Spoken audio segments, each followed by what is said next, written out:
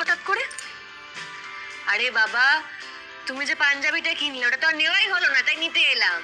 অভির খাবারে চিংড়ি মাছ দেওয়ার মধ্যে কোন সত্য বেরিয়ে আসতে লাগলো চুমকির? হ্যাঁ বন্ধুরা, আমরা এমনটাই দেখতে পারবো প্রতিজ্ঞা সিরিয়ালের আগামী সপ্তাহের এপিসোডগুলিতে।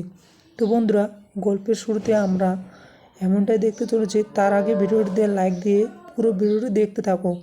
তো বন্ধুরা, গল্পের শুরুতে আমরা এমনটাই দেখতে পাই যে জামাই ষষ্ঠীতে অভিকে সাবিত্রী খাবার দিয়ে বলে, তোমাকে কিন্তু এই সমস্ত খাবার একাই খেতে হবে, এই আমি বলে দিচ্ছি। তখন অভি মনে মনে ভাবতে লাগে, এতগুলো খাবার আমি একা খাবো? এরপর ছুটি বলে অভিকে যে সাবিত্রী কিন্তু খুব রান্না করতে জানে, খুব সুন্দর রান্না করে। এরপর অভি যেই না খাবার খেয়েছে অমনি বমি করে। অন্যদিকে চুমকি খাবারে চিংড়ি মাছ মিশিয়ে দিয়েছে। চিংড়ি মাছ তো অভির একদমই পছন্দ ছিল না, আর পছন্দের খাবার নয়।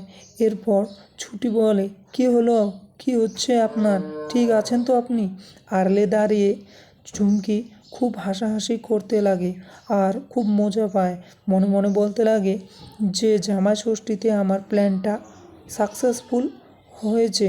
এরপর অভিকে ভিডিও করে নেয় চুমকি, আর ওই ভিডিও পাঠিয়ে দেয় ঠাম্মির ফোনে। এদিকে চুমকি মনে মনে বলতে লাগে, ঠাম্মি এই ভিডিও দেখে ভাববে যে এই কাজটা আমি নয়, ওটা ছুটি করেছে, আর আমি তো সব কিছু প্ল্যান এইভাবে করতে চেয়েছিলাম। আর অন্যদিকে ঠাম্মি সেই ভিডিও দেখা মাত্রই বাড়ির সবাইকে বলে দেয় যে তোমার ওই স্বাদের এনবি দাদুভাইকে চিংড়ি খাইয়ে দিয়েছে।